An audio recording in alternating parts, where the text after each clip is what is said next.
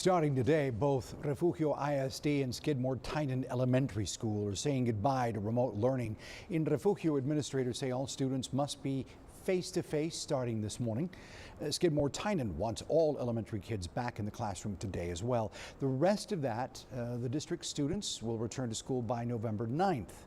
Now, for those parents and students who want to continue online learning, both Refugio and Skidmore-Tynan ISD say that you either have to enroll your child into homeschooling or transfer them to a neighboring district that offers remote learning. The closest district to Refugio ISD is Woodsboro ISD. The superintendent at Woodsboro says that they're currently offering remote learning and transfers are accepted, but there is a strenuous application process where the school's principal and a committee of teachers examine the student's grade, attendance, and disciplinary record.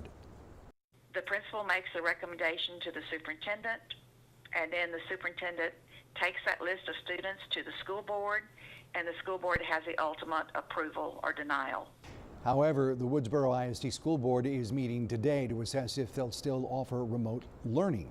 The closest school district for students in Skidmore-Tynan to transfer is Beeville ISD. But like Woodsboro ISD, the district is continuing to look at local COVID-19 numbers to determine whether they'll be returning to face-to-face instruction soon.